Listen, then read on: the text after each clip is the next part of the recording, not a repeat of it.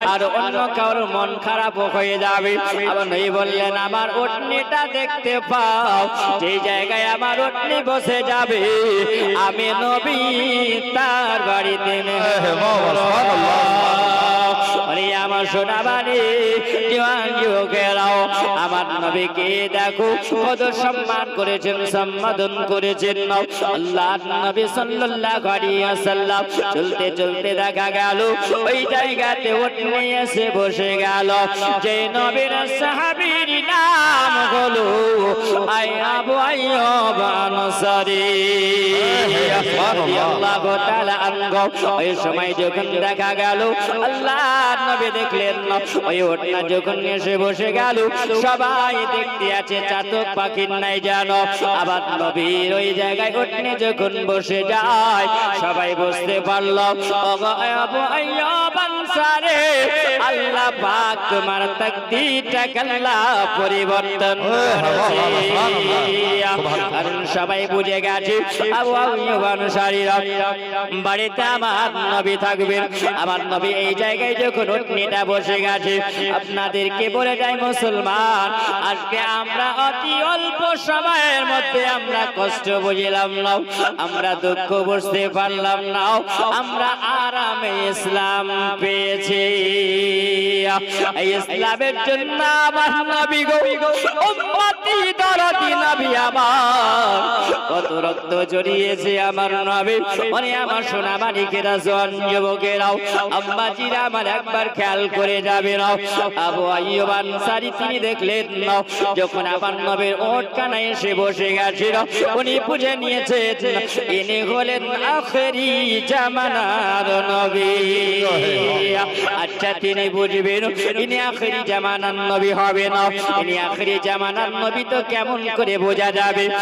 আবু আইয়ুব আনসারী তিনি বলতে আছেন আমি তিনাকে কটা প্রশ্ন করব, আর প্রশ্ন যদি তিনি উত্তর দিয়ে দিতে পারেন তাহলে আমি বুঝে নিব ইনি হলেন আখেরি জামানার নবী। নবী ছাড়াও আল্লাহ পাবে না রে দেওয়ানা, নবী ছাড়াও আল্লাহ পাবে না। জোরে বলো সুবহানাল্লাহ। নবী ছাড়াও আল্লাহ পাবে না রে দেওয়ানা, নবী ছাড়া আল্লাহ পাবে না। আগে যা নবীর দারে গোলাম হয়ে নত সেরে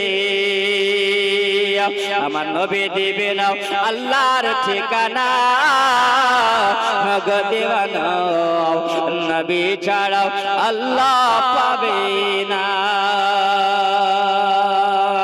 আল্লাহ বলে কোরআন পাকে যেন পেতে চাওয়া আমাকে ধরো আমার নবী দামান খানা গো দেওয়ানা, নবী ছাড়া আল্লাহ পাবে না।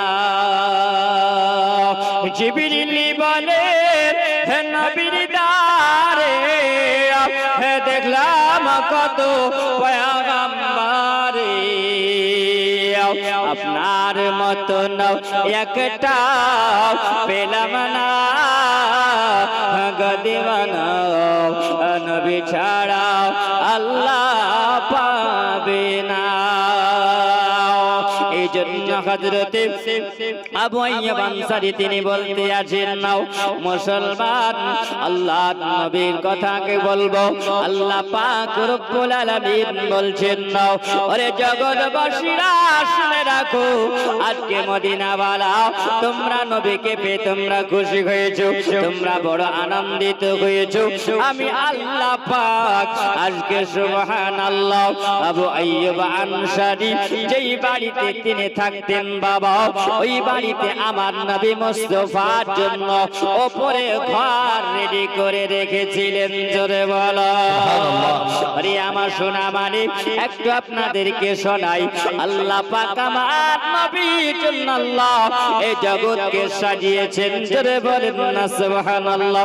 আরে আমার সোনা মানিকেরা আল্লাহ পাক জন্য 1000 বছর আগে আল্লাহ ওই আবু আইয়ুব আনসারীর বাড়ি তৈরি করা ছিল। জোরে বলে আপনি বলবেন মাওলানা এটা কেমন করে হয়?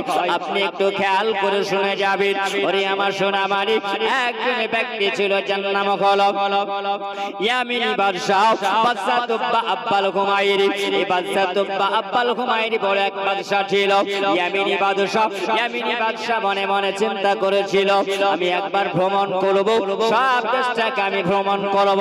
আমি সব দেশ ভ্রমণ যখন করলাম, আমি যখন ইয়ামিন শহর থেকে বের হয়ে গেলাম, ইয়ামিন শহর থেকে যখন বের হয়ে যাব, যেই দেশে যাই সেই দেশের মানুষেরা দেখার পরে তাকে বাদশাহ বলে সালাত জানায়, সবাই সম্বোধন করে, সবাই সম্মান করে। ইয়ামিনী বাদশাহ বলে এইরকম করে ঘুরতে ঘুরতে একদিন আমি আল্লাহর কাবা, যে কাবাকে দেখা যায়, আমি মক্কা নগরে যখন গেলাম, আমি মক্কার ভিতরে যখন প্রবেশ করলাম, ওই সময়তে আমার সঙ্গে নিয়েছিলাম 1000 মানুষকে আমি সঙ্গে করে বের হয়েছিলাম। কত হাজার? 1000 মানুষকে সঙ্গে করে নিয়ে আমি বের হয়েছিলাম। তার মধ্যে হলো আমার সঙ্গে তারা ছিল, ওই ব্যক্তিরা ছিল, তার মধ্যে বাবা 300 জন আলেম ছিল। 300 জন আলেম, যে ব্যক্তিরা তাওরাত পড়তে জানতো, যে ব্যক্তিরা ইনজিল পড়তে জানতো, যে ব্যক্তিরা জব্বর পড়তে জানতো, ওই ব্যক্তিরা আলেম ছিল। ওই সময় বাদশাহ তুব্বা আব্বাল হুমায়রি বলে আরে বাবা, আমি কোন রাস্তায় যখন ফেঁসে যেতাম, আমার কোন যখন একটু অসুবিধা হতো, আমি বলতাম বলে ওরে বড় আলেম তোমরা আমার সঙ্গে এসেছো, একবার তাওরাতটা খুলে দেখো এই জায়গায় কেন সমস্যা এসেছে। এই সমস্যা সমাধান করার জন্য তাওরাতটা খুলে দেওয়া হতো। যেমনি বাবা তাওরাত খুলে দেওয়া সঙ্গে সঙ্গে বলতো বলে হুজুর আপনি আমাদেরকে বেতন দিয়া পোষেন, আপনার জন্য আমরা সব সময় রেডি হয়ে আছি। বাবা তাওরাত খুলে দেয়, ওই সময় সমস্যা সমাধান হয়ে যায়, আবার আগে চলে যায়। এমনি করে যখন মক্কা শহরে পৌঁছালো, ওই সময় যখন মক্কা শহরে পৌঁছে যাওয়া, আর মক্কা শহরে আসার পরে দেখা গেল মক্কার মানুষেরা আজকে ওই বাবা সুবহানাল্লাহ ইয়ামিনী বাদশাহ তুব্বা আব্বাল হুমায়রিকে মক্কার মানুষেরা তাকে সালাত জানাই নাও, সম্মান তাকে করে নাও। তার মনটা বড় খারাপ হয়েছে, কেন কি ব্যাপার, আমাকে মক্কার মানুষেরা কেন আমাকে কি বাদশাহ বলে জানে না। ওই সময় সন্ধ্যা হলো, রাত্রি হয়ে গেল, ডাক দিয়ে বলল গো সামল, বলে শোনো, ডাক দিয়ে যখন জিজ্ঞাসা করা হয় বলো আজকে আমরা মক্কা শহরে এসেছি, আচ্ছা বলো এতগুলো মানুষকে সঙ্গে নিয়ে এসেছি, আমরা 1000 মানুষ সঙ্গে করে নিয়ে এসেছি, আচ্ছা তুমি তো একজন বড় আলেম, তোমার নাম হলো সামল, এই সামলকে বলতে আছেন না বাদশাহ তুব্বা আব্বাল হুমায়রি যেমনি বলা বলছেন বলে হুজুর এই জন্য মক্কা নগরের মানুষেরা আমাদেরকে এই জন্য সালাত জানাই নাও, কারণ এই জায়গাতে একটা ঘর আছে, যেই ঘরের নাম হলো কাবা। এই কাবা ঘরের পাশে দেখা যায় হাজার হাজার মানুষ এসে আল্লাহর কাবার কাছে এসে মানত যারা মানে, আরে মানত মানলে পারে তাদের মনের আশা পূর্ণ হয়ে যায়। বলে হুজুর দেখলাম হাজার হাজার মানুষ, তাহলে যে জায়গায় হাজার হাজার মানুষ আসে, তাহলে আপনার 1000 মানুষের কোনো অস্তিত্ব থাকে না। জোরে বলেন সুবহানাল্লাহ সুবহানাল্লাহ। আচ্ছা বলেন অস্তিত্ব থাকবে? বলছে না, তবে শোনো নাও। তখন তিনি বলতে আছেন তাহলে কি কাম করা যায়, চলে যাও, এটা আমি বুঝতে পারলাম। রাত্রি হয়ে গেল, বাদশাহ তুব্বা আব্বাল হুমায়রি বাবা ওই সময় মনে মনে চিন্তা করলো আমার তো টাকার কোনো অভাব নাই, আমার পয়সার কোনো অভাব নাই, আমার মানুষের তো কোনো অভাব নাই, যাকে ডাক দিব, যাকে আমি খরিদ করে নেব, যাকে যেটা বলবো আমার গোলামের মতন হুকুম করব সেই ব্যক্তিরা শুনে আমি 300 আলেমকে আমি বেতন দিয়ে পুষে যাই। আচ্ছা বলো এ মক্কা নগরে যে কাবা আছে এই কাবাকে রাখবো না, এই কাবাকে ধ্বংস করে দেব, তারপরে মানুষেরা জানবে বাদশা তো বাপ্পাল ঘুমাইয়ের ক্ষমতা কতটা আছে। রাত্রি বেলায় নিয়াত করেছে আল্লাহর কাবাকে ভাঙবে। বাবা জীবনের মাধ্যমে শুনেছিলেন সুবহানাল্লাহ, একজন বাদশা যার নাম হলো বাদশা আবরাহা, তাই না? কাবাকে ভাঙার জন্য এসেছিল বাদশা আবরাহার আগে। আরে আমার সোনা মানিকের একবার শুনে যাও, আমার নবী মুস্তাফা সাল্লাল্লাহু আলাইহি ওয়াসাল্লামের 1000 বছর আগে আল্লাহ পাক আমার নবীর প্রশংসা করেছে। যদি বলেন না সুবহানাল্লাহ। আমার সোনা মানিক একবার ধ্যান দিয়ে শুনে যাও, একবার মন দিয়ে শুনে যাও। এই পৃথিবী জমিনে ওই বাদশা তো বাপ্পাল ঘুমাইয়ের যেমনি বাবা রাত্রি বেলায় নিয়াত করেছে আল্লাহর কাবাকে রাখবো না, আল্লাহর কাবাকে ভেঙে দেব। আল্লাহ পাক বলে শোনো, আমি পৃথিবী জমিনে আল্লাহ 3টা জিনিসের হেফাজত আল্লাহ নিজে করে। জোরে বলে সুবহানাল্লাহ। 3টা জিনিসের হেফাজত আল্লাহ নিজে করে। বাবা 3টা জিনিসের হেফাজত আল্লাহ পাক বলে না। প্রথম নম্বরে হলো আল্লাহ বলে বান্দা বান্দিরা শুনে রাখো, আমি আল্লাহ পাক প্রথম নম্বরে হেফাজতে রেখেছি আল্লাহর কাবাকে হেফাজত করেছে। জোরে বলে কারণ আল্লাহর কাবা যে আল্লাহ পাক এই পৃথিবীর জমিনে দুনিয়া কাবা বানিয়েছে, মানুষের কাবা বানিয়েছে, নবীদের কাবা বানিয়েছে, নবীদের কাবা বানিয়েছে, কুতুবদের কাবা বানিয়েছে, আল্লাহ পাক যে কাবা বানিয়েছে। আল্লাহ বলে বান্দা বান্দিরা তোমরা শুনে রাখো, যদি তোমরা কাবাকে ভাঙতে আসো তোমরা নিজেরাই ধ্বংস হয়ে যাবে। বাদশা এসেছিল আল্লাহর কাবাকে ভাঙতে পারে না। আরে বাবা আল্লাহ পাক নিজে অ্যাকশন নেয়। আল্লাহ বলে 1 নম্বরে হলো কাবা, আর 2য় নম্বরে হলো আল্লাহ পাক বলে আমার নবীর অনেক দুশমন হবে, তোমরা যত দুশমনি করো না কেন আমার আল্লাহ পাক বলেন ওয়ারাফা'না লাকা যিকরা। আপনার মান ও সম্মানকে আমি আল্লাহ পাক এত বৃদ্ধি করেছি, আমি আল্লাহ এত উঁচু করে দিয়েছি, মানুষেরা যদি আপনাকে চাই কতল করবে, তারা মারবে, আমি আল্লাহ পাক আপনার হেফাজত আমি আল্লাহ নিজেই করব। আল্লাহ আমার নবীর হেফাজত করবে, কাউরির ক্ষমতা হবে না, আমার নবীকে মার্ডার কেউ করতে পারবে না, আমার নবীর মান সম্মান কেউ নিচু করতে পারবে না। যত নিচু করবে আমার আল্লাহ পাক নবীর মান তত বাড়িয়ে দেবে। 2 নম্বর 3 নম্বর হল আল্লাহ পাক বলে নাও, ওরে বান্দা বান্দিরা শোনো, আমি আল্লাহ পাক ওই মুমিন বান্দাদের কাছে আমি আল্লাহ গ্রন্থ আল্লাহ পাঠিয়েছে, যে গ্রন্থটার নাম হলো কোরআন মাজিদ। আল্লাহ বলে বান্দা বান্দিরা অনুনাজ্জিলু মিনাল কোরআন মা হুয়া শিফাউন ওয়া রাহমাতুল লিল মুমিনিন। আমি আল্লাহ ওই কোরআনকে মুমিন বান্দাদের জন্য আমি নাযিল করেছিলাম। ওই মুমিন বান্দাদের জন্য হলো কোরআন একটা ঔষধ। জোরে বলুন মুমিন বান্দার জন্য হলো এটা রহমত, আল্লাহ পাক রহমত করে পাঠিয়েছেন। আল্লাহ পাক বলে বান্দা বান্দিরা তোমরা শুনে রাখো, আল্লাহ পাকে কোরআনকে আল্লাহ নিজে আল্লাহ হেফাজতে রাখে। এই কোরআনকে পরিবর্তন করতে পারবে না, এই কোরআনের একটা হরফকে পরিবর্তন করতে পারবে না। আরে মুসলমান আল্লাহ পাক বলে বান্দা আমি এই কোরআন তোমাদের কাছে পাঠিয়েছি, যে কোরআন তোমাদের জন্য হলো রহমত, আর এই কোরআনকে আমি আল্লাহ পাক নিজে আমি আল্লাহ হেফাজত করে সংরক্ষণ করে আমি আল্লাহ রাখব।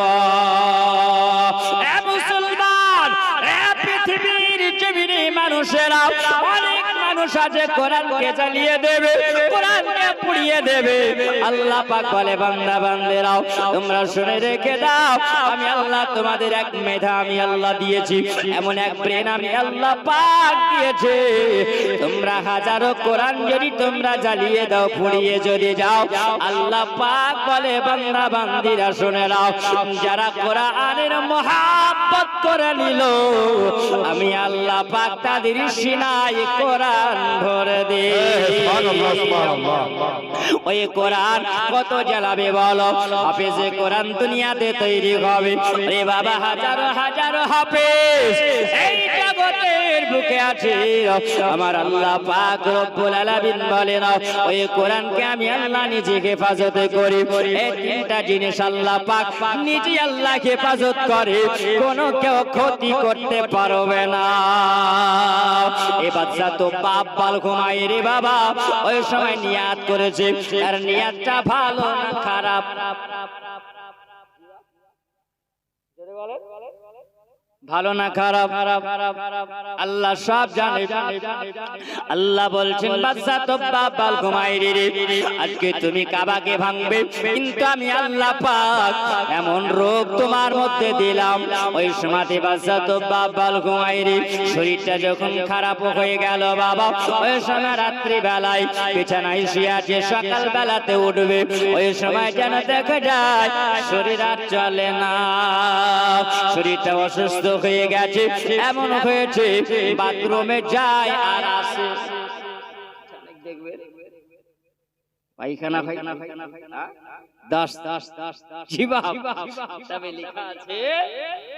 বলছেন ওই সময় পাতলা পায়খানা হয়েছে। বলো যদি ওই রকম পায়খানা যদি হয়, সে ব্যক্তিটাকে ভালো কথা বললেও কিন্তু খারাপ লাগবে না, লাগবে না? এত ব্যস্ত হয়ে গেছে, ওই সময় বলছেন আমার কি হয়ে গেল, আমি তো কাবাকে ভাঙবো মনে করেছিলাম, কিন্তু শরীর খারাপ হয়ে গেছে, আমি আল্লাহর কাবার কাছে পৌঁছাতে পারি না। এইরকম করে দিন যায় রাত আসি, হঠাৎ করে দরজা লাগিয়ে দিয়েছে, দরওয়াজার খিড়কি যেমনি লাগিয়ে দেওয়া, সবাই মানুষরা যেন জিজ্ঞাসা করছে ওগো বাদশা হুজুর আপনি কেন দরওয়াজা লাগালেন এরকম করে? বলেন আপনার কেন মন খারাপ? বলছে বলে শোনা আমার শরীর খারাপ হয়ে গেছে, তোমরা শুনে রাখো, ডাক্তার ডাকো, তোমরা কবিরাজ ডাকো, হাকিম ডাকো, অনেক ডাক্তার ডাকা হলো, কবিরাজ ডাকা হলো বাবা, সবাই চিকিৎসা করলো, কিন্তু দাওয়া দেয়, ওষুধ দেয়, ওই ওষুধ কিন্তু কাজে লাগে না। হঠাৎ করে রাত্রি বেলাতে জানো আলেমদের মধ্যে বড় আলেম যার নাম হলো সামল, এ সামল যেন রাত্রি বেলায় তাওরাইতটা খুলে দেখেছি নাও, আর এই তাওরাইতের মধ্যে লিপিবদ্ধ করা আছে যার নাম হবে বাদশা ইয়ামিনী বাদশাহ।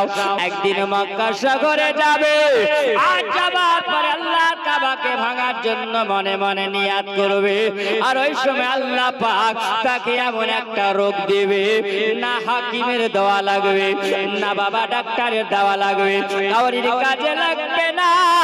ওই সময় তিনি তাওরাইতটা খুলে যখন দেখে নিলেন বাবা, যেমনি তাওরাইত খোলাও, ওই গভীর রাত্রি বেলায় যেন বাদশা তো বাপ বাল হুমায়ুনের কাছে আসার পরে ওই সামল বলতে আছেন, বলে হুজুর আমার বেয়াদবি মাফ করবেন, আপনি আমাকে ক্ষমা করবেন, কারণ আপনি আমাদেরকে বেতন দিয়া পোষেন। বলে হুজুর এই জন্য একটা কথা বলতে আছি। বাদশা তো বাপ বাল হুমায়ুন বলে ওগো সামল বলো তুমি কি বলতে চাও?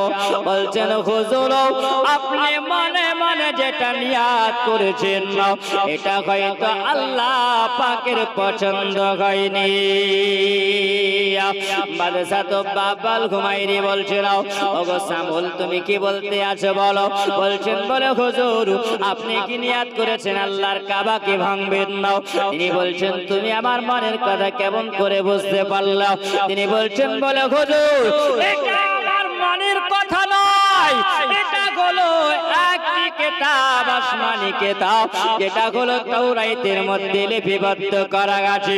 বলতে আছেন যদি আপনার নিয়তটাকে যদি আপনি পরিবর্তন যদি করেন তাহলে আল্লাহ পাক আপনার নিয়ত পরিবর্তন হলে আল্লাহ অসুখ বালা দূর করে দিয়া আপনাকে ঠিক হয়ে যাবে।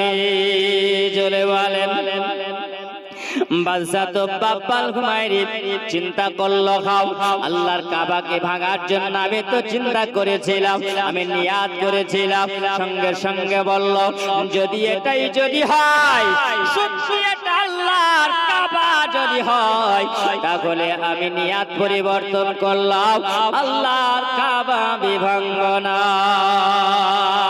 বাবা রাত্রি বেলায় ওই সময় যখন মনের নিয়াতটা পরিবর্তন হয়ে গেছে, যেমনি পরিবর্তন হয়ে যাওয়া ওই সময় সঙ্গে সঙ্গে আল্লাহ পাক তার রোগ বালা আল্লাহ দূর করে দিয়েছে।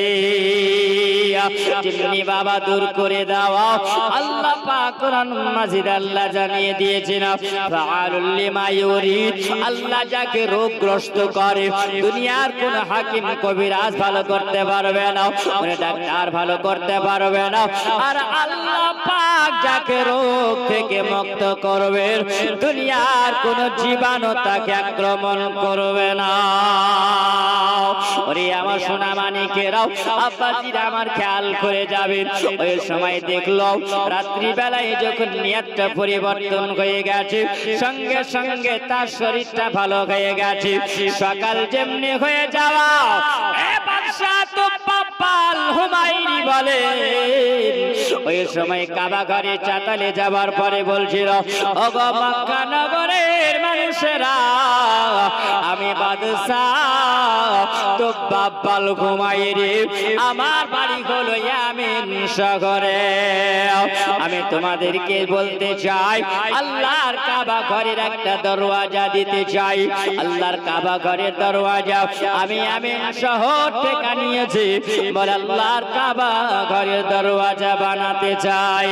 বাবা ওই সময় আল্লাহর কাবা ঘরের দরওয়াজা তিনি বলেছেন আল্লাহর কাবা ঘরে একখানা আমি চাদর দেব, যে চাদর খানা কাবা ঘরে চাপানো হবে। জোরে বলে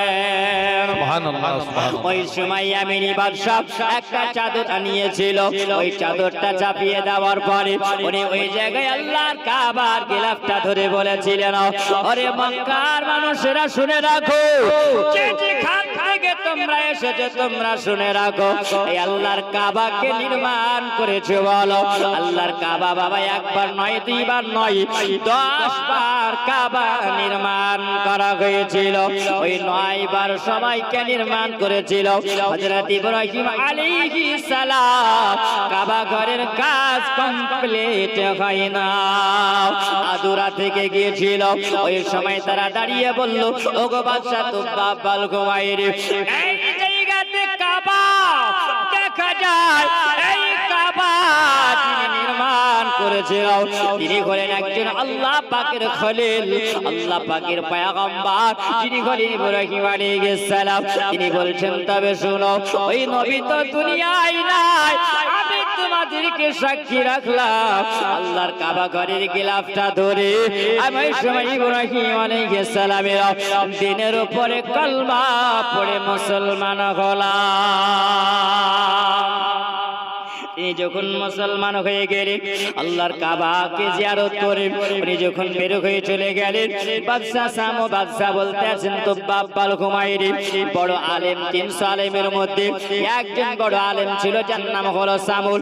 এই বাদশা তো বাপ্পাল হুমায়ুনি সামুলকে বলছে বলে সামুল রে শোনো, আজকে আমরা অনেক দিন ওখানে আল্লাহর কাবাতে আমরা থাকলাম, তবে চলো আমরা আগে যাব। মক্কা থেকে রওনা তিনি হলেন, কোথায় গেলেন? তিনি বলেন আমরা গেলাম যে জায়গাটা জঙ্গলে পরিণত হয়েছিল ওই জায়গাও সেটার নাম হলো ইয়াসরিফ নগর। বাবা ইয়াসরিফ নগরে যখন পৌঁছে গেলেন একটা ফাঁকা জায়গাতে পৌঁছানোর পরে ওই জায়গাতে বাবা বললেন ওরে আমার ভক্তরা তোমরা এই জায়গায় ডেরা লাগাও, তোমরা এই জায়গায় তাম্বু লাগিয়ে দাও। যখন তাম্বু লাগিয়ে দেওয়া হলো ওই জায়গাতে মাসের পর মাস চলে যায়, বাদশাহ বাব্বাল ঘুমাইরি বলল, তোমরা এই জায়গাতে দুখানা মাকান তৈরি করো।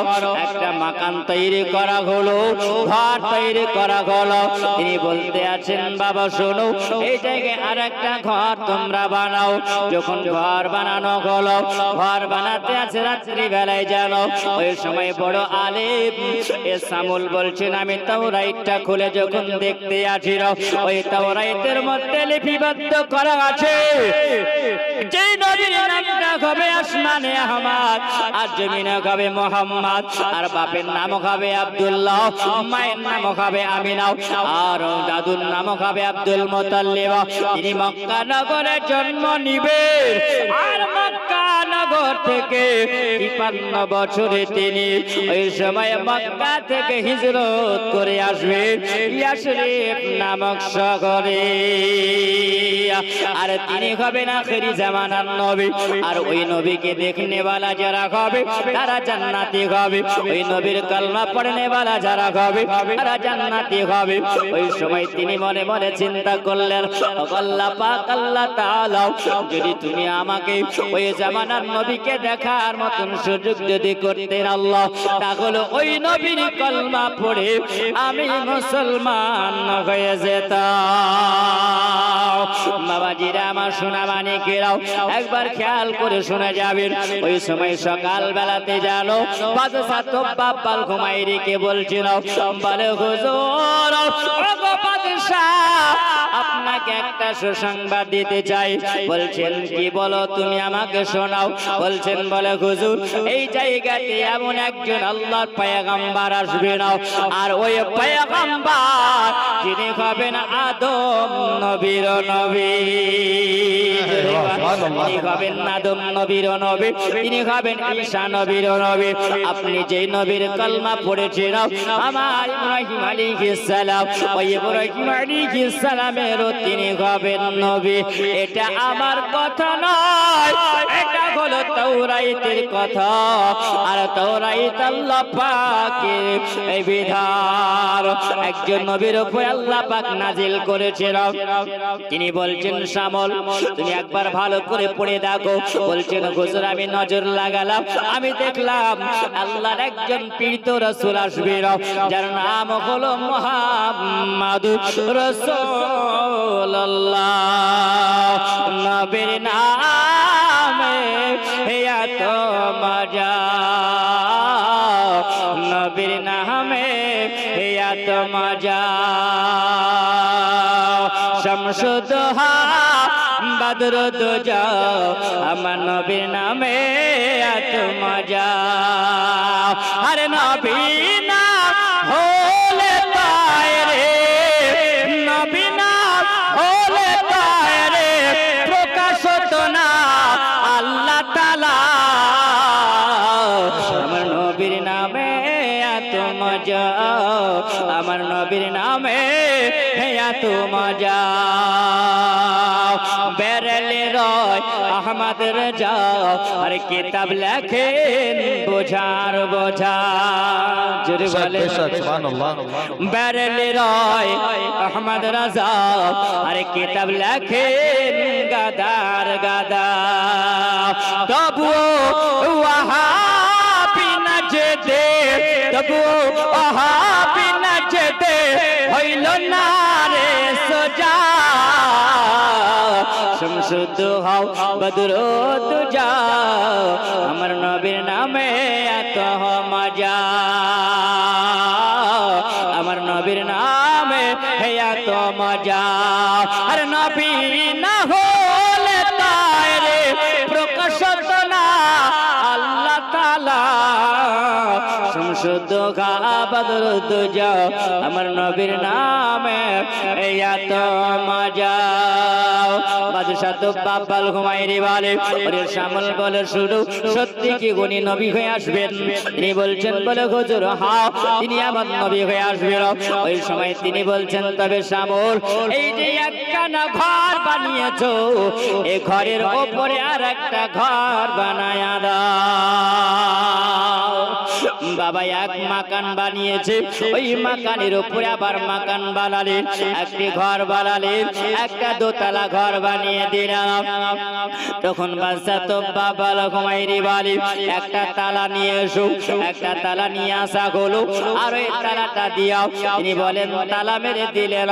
তিনি বলছেন বাবা ওগো তোমরা শুনে রাখো, আমার 1000 ভক্তরা তোমরা শুনে রাখো, 300 জন আলেম তোমরা আছো, তোমরা শুনে রাখো।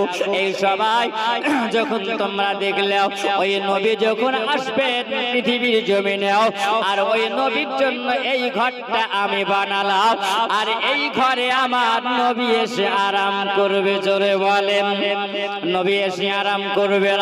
কয়েক মাস কেটে গেল, মাস চলে যায়, দিন চলে যায়, এইরকম ভাবে বাদশা তোব্বা বলল হুমায়রি বলে বাবা ওই রকম ভাবে বাদশা তোব্বা বলল হুমায়রিকে একটা চিঠি, বাদশা তোব্বা বলল হুমায়রি একটা চিঠি লিখলো। ওই চিঠিটাকে লিখে দেওয়ার পরে বলছেন বলে শামুল রে শুনে রাখো শামুল, এই যে চিঠিটা দিয়ে গেলাম আমি চলে গেলাম, আমার ওই নবী যদি আসেন আর ওই নবী আসলে পারে এই চিঠিখানা আমার ওই নবীকে দিয়ে দেবে না, আর নবী আমার জন্য একটা দোয়া করবে। আর আমি ওই চিঠি লিখে গেলাম, আমি চিঠি যখন লিখলাম আমার নবী এসে পড়ে নেবে, আর নবী পড়ার পরে বুঝে নেবে, আর নবী দেখে আমার জন্য একটু দোয়া করবে। বাদশা তোব্বা বলল হুমায়রি ওইখান থেকে যখন চলে গেল, শামুল বলে আমার ইন্তেকাল হয়ে যাবার আগে আমার বেটাকে বলে গেলাম, বলে বেটা শোনো এই যে তুমি চিঠিখানা নাও, আমার ইন্তেকাল হয়ে গেলে তুমি রাখবে বাবা, কারণ একজন আখেরি জামানার নবী আসবে, আর ওই নবীকে চিঠিখানা দিয়ে দেবে। বাবা চিঠিখানা যখন দেবে আর এই মাকান এই ঘরে ওই নবী এসে আরাম করবে না। ওরে আমার সোনা মানে এইরকম করে কিতাবে লেখা আছে এই শামুলের ইন্তিকাল হয়েছে, আর শামুলের ইন্তিকাল হওয়ার সুবহানাল্লাহ 19টা পিঢ়ি চলে গিয়েছে। জোরে বলেন কয় পিঢ়ি বাবা? 19টা পিঢ়ি। এইরকম ভাবে তার ছেলেকে চিঠি দিয়েছে, তার ছেলেকে চিঠি দিয়েছে, এইরকম ভাবে শামল থেকে এই মদিনা শহরে যার বাড়িতে আমার নবী গেলেন আর তিনি হলেন আবু আইয়ুব আনসারী। জোরে বলা আবু আইয়ুব আনসারী বলেন আমি ওই চিঠিখানা একবার করে দেখে নিও, সত্যি যদি তিনি আখেরি জামানার নবী হন তাহলে সেই নবী অবশ্যই চিঠির খবর জানবে। জোরে বলেন অবশ্যই চিঠির খবরটা জানবে না। ওই সময় আমার নবীর সম্মুখে যখন এসেছে আবু আইয়ুব আনসারী যেমনি আসা, আমার নবী বলছেন আবু আইয়ুব আনসারী রে ওই আমি অপেক্ষাতে ছিলাম তোমার বাড়িতে যে চিঠিখানা আছে ওই চিঠিটা আমাকে দিয়ে দাও। জোরে বলেন আচ্ছা বাবা এখানে বোঝা যায় আমার নবী গায়েব জানে না, জানে না।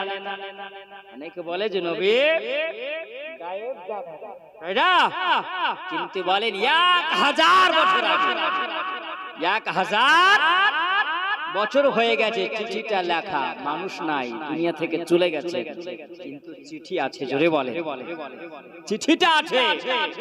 নবী জানতেন যে আবু আইয়ুব আনসারীর কাছে এই চিঠিটা আছে, বাদশা তোব্বা বলল হুমায়রি যে চিঠিটা লিখেছে এই চিঠিটা আছে।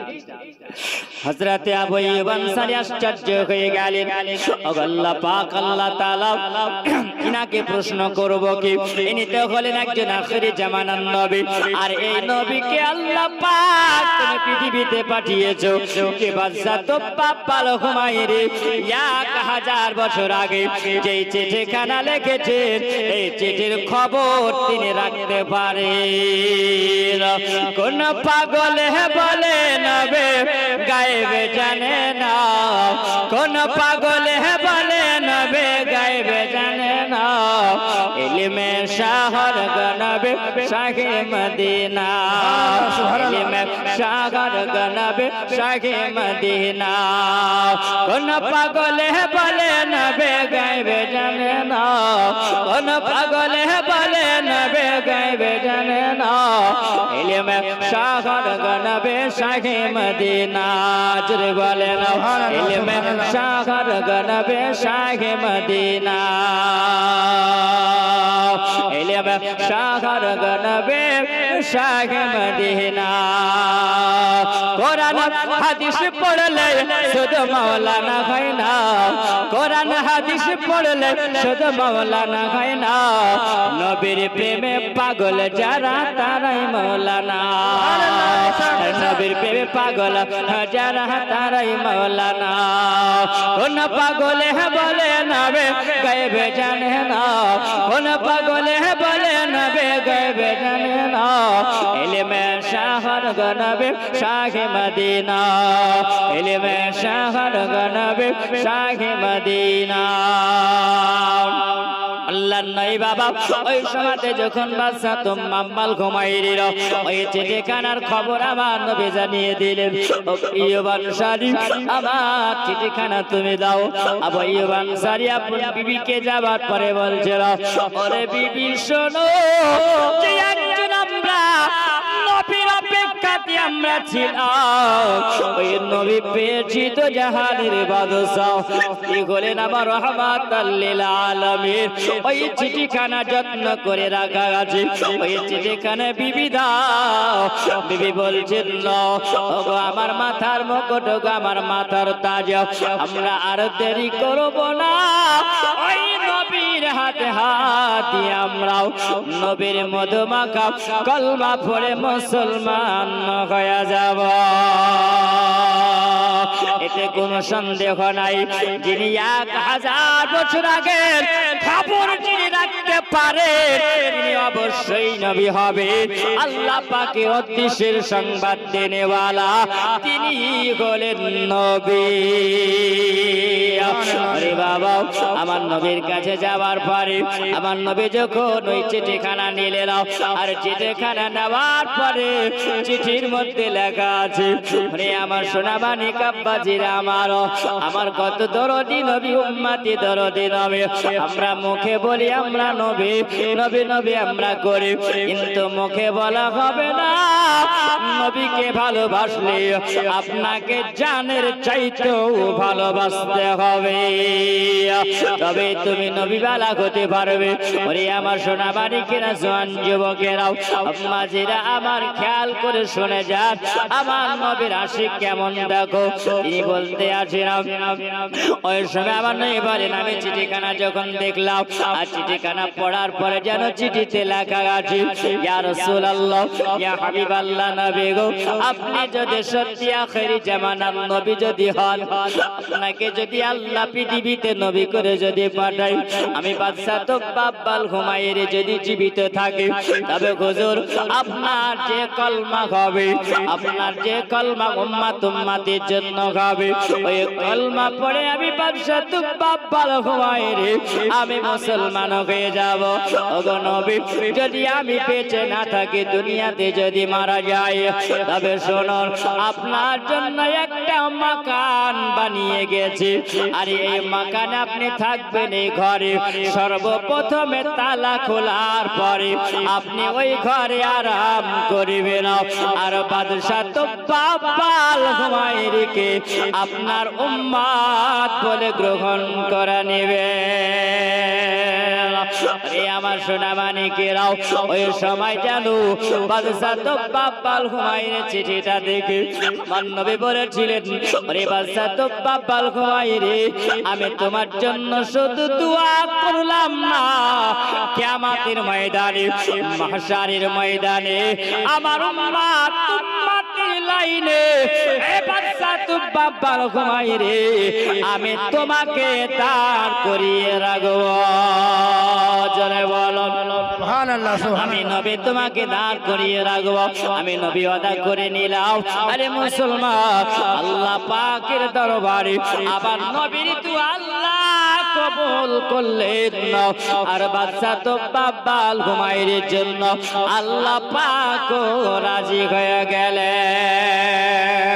যেখানে নবী রাজি হয়ে যায় সেইখানে আল্লাহ রাজি হয়ে যায়, যেখানে নবী বেজার হয়ে যায় ও মুসলমান সব বেজার হয়ে যায়।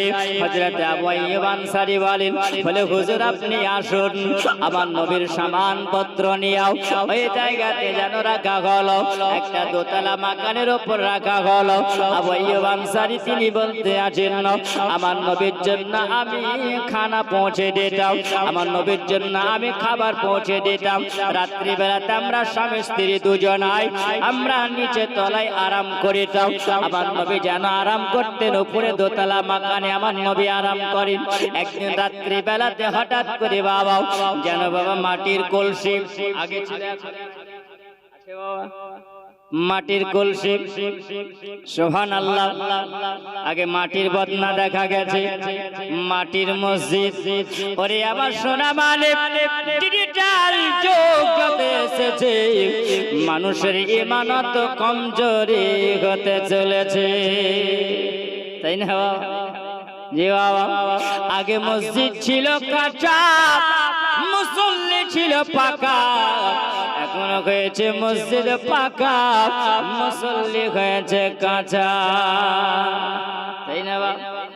সোনামানিকেরা আবার জোয়ান যুবকেরা একবার খেয়াল করে যাও, রাত্রি বেলাতে জানো ওই সময় মাটির হাড়ি ওই মাটির কলসিটা জানো একটু হালকা ফেটে গেছে, আর যেমনি ফেটে যাওয়া ওই যেন কলসি হাড়া দিয়ে যেন পানি পড়তে আছে, আর পানি গড়ে গড়ে যেন আবু আইয়ুব আনসারীর ঘরের ভিতরে নিচে তলায় প্রবেশ করে গেছে।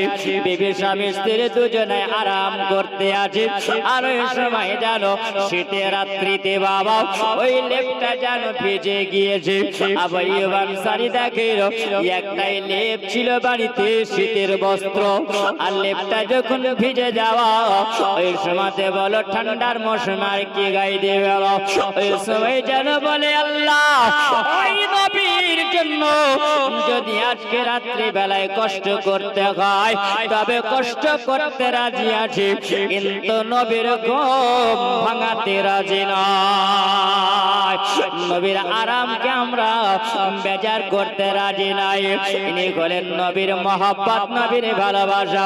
ইনি বলেন আমি করতাম কি ওই সময় বাবা আবু আইয়ুব আনসারী নবীকে যখন খাবার দিতেন, যে খাবারটা নবী খেয়ে নিতেন, আর খেয়ে নেওয়ার পরে ওই সময় যে খাবারটা বেঁচে যেত, আবু আইয়ুব আনসারী বলেন ওই খাবার সবাই আবার নবীর মহাব্বতে তাবারক বলে ওলিমা বলে খেয়ে নিতাম।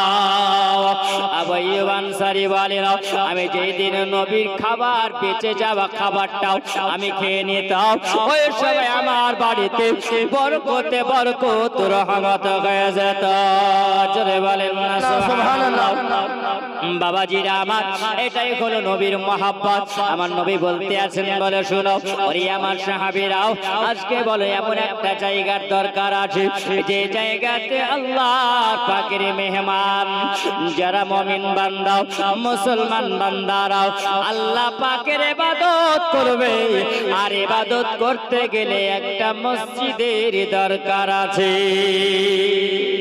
যদি বলে একটা মসজিদের দরকার আছে, নবী বলছেন সেরকম জায়গা তো লাগবে।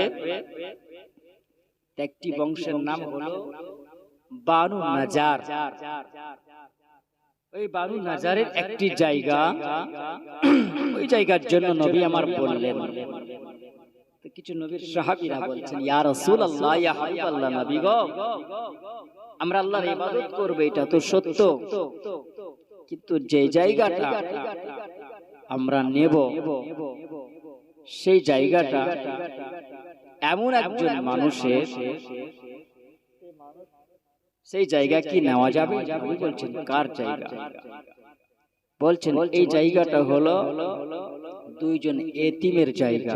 জোরে বলে বাবা শুনুন, সাবধান, হুঁশিয়ার, খবরদার কাওয়ারির পরের মাল মেরে খাবেন না, পরের হক মেরে খাবেন না, এতিমের হক মেরে খাবেন না, ভাইয়ের হক মেরে খাবেন না।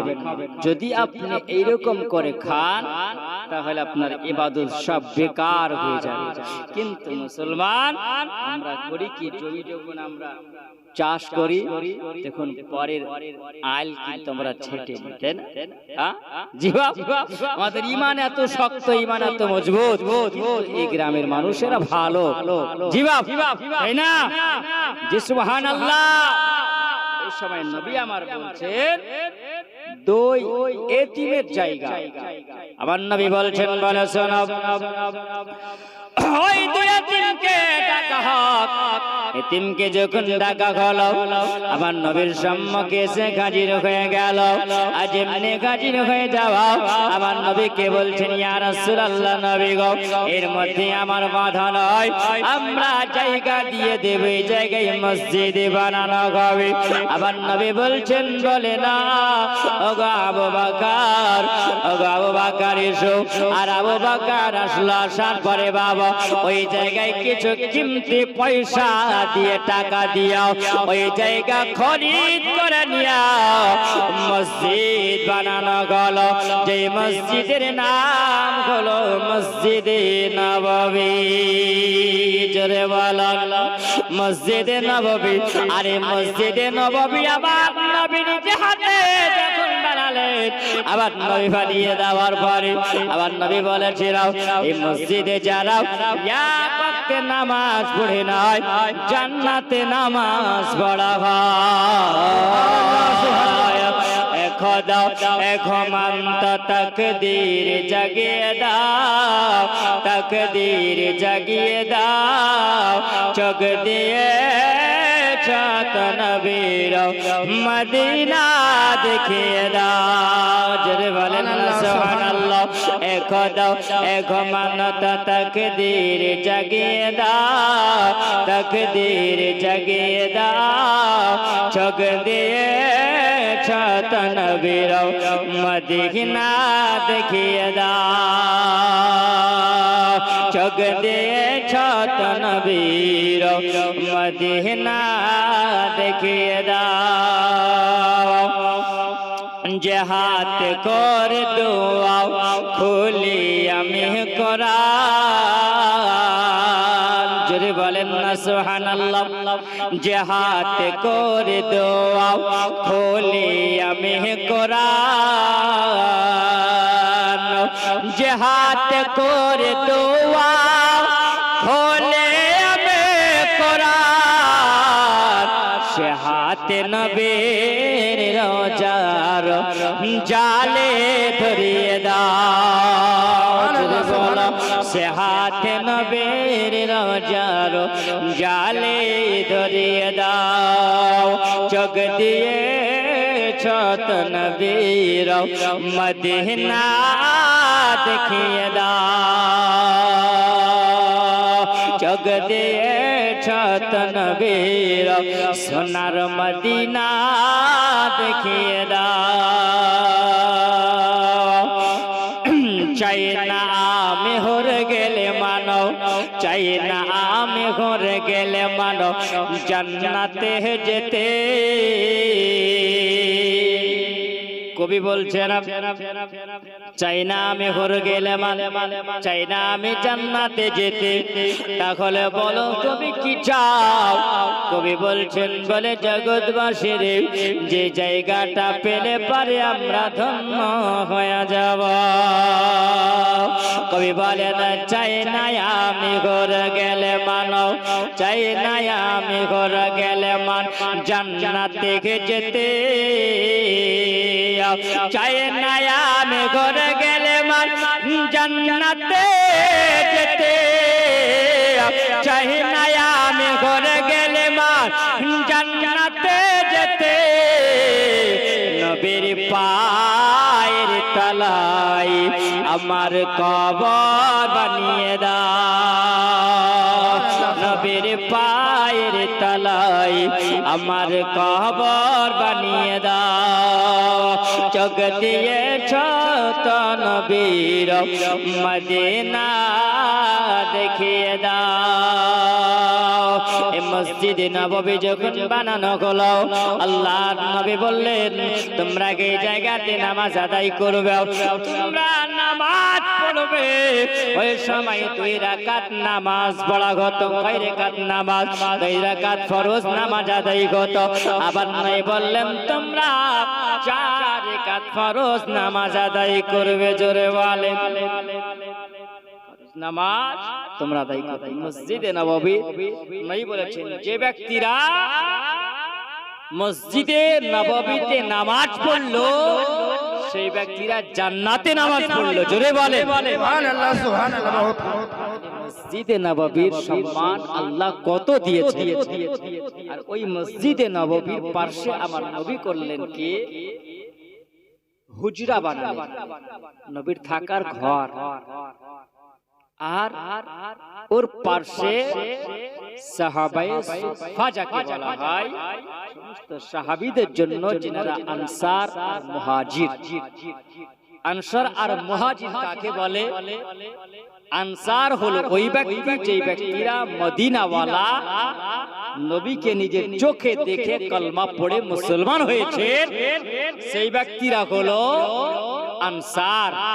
আর যিনারা মক্কা ছেড়ে মদিনা গেছে নবীর মহব্বতে ইসলাম গ্রহণ করে, সেই ব্যক্তিদের নবীর নাম দিলে মুহাজির।